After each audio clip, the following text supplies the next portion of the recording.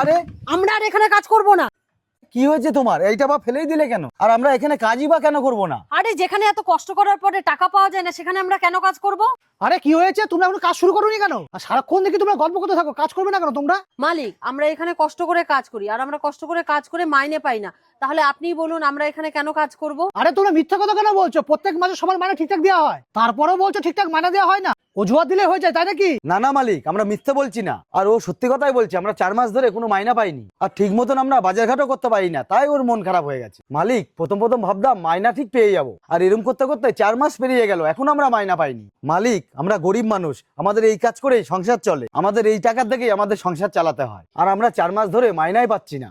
আমাদের যে কি কষ্ট এই দিন কাটছে। আমি তো ছেলে মানুষ, যাই হোক করে আমার চলে যায়, কিন্তু আমার স্ত্রী, সংসারের দায়িত্বই ওর উপরে, সেই জন্যই ও একটু রেগে গেছে। কি বলছো তোমরা এইসব? প্রত্যেক মাসে যখন মাইনে দেওয়া হয় তোমাদের তো খাতায় সই করানো হয়, আর সেই খাতায় তোমাদেরও তো সই আছে, তাহলে মিথ্যা কথা কেন বলছে? এবার ধরা পড়ে গেলে তো। মালিক, প্রত্যেক মাসে ম্যানেজার আমাদের দিয়ে সই করিয়ে নেয়, কিন্তু মাইনা দেয় না। মালিক, যদি আমাদের কথা বিশ্বাস না হয় আপনি ওনাদের কাছে জিজ্ঞাসা করে দেখুন। আচ্ছা, তোমাদের যখন মাইনে দেয় না তোমরা খাতায় সই করো কেন?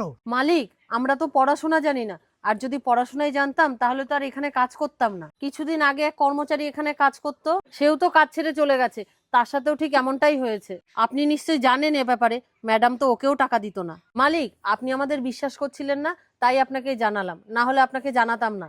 মালিক, আমরা অন্য কোথাও কাজ খুঁজে নেব, কিন্তু এই অপমান সহ্য করে এখানে কাজ করতে পারবো না। মালিক, আমার মনে হচ্ছে আপনি আমাদের কথা বিশ্বাস করছেন না। ঠিক আছে, আমরা এখান থেকে চলে যাচ্ছি। ঠিক আছে, চলো। দাঁড়াও, তোমাদের সাথে যদি এটা হয়ে থাকে তাহলে খুব অন্যায় হয়েছে, আর যদি তোমাদের কথা মিথ্যে হয় তোমাদের নামে কেস করবো, জেলে পাঠাবো কিন্তু তোমাদেরকে।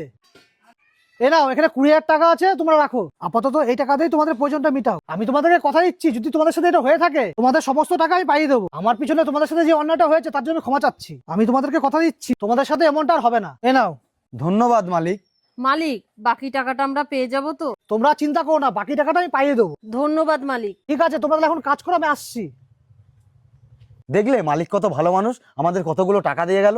এই টাকাটা নিয়ে তুমি এখন বাড়ি যাও। স্যার, আপনি আমাকে ডেকেছিলেন? হ্যাঁ পূজা, ডেকেছিলাম তোমার মাইনে দেওয়ার জন্য। এ নাও, এই ডকুমেন্টস একটা সই করে দাও। স্যার, এটা কিসের ডকুমেন্টস? আমাদের একটা নিয়ম আছে না, যখন আমরা মাইনে দিই তখন সই করতে হয়, ওটার জন্যই।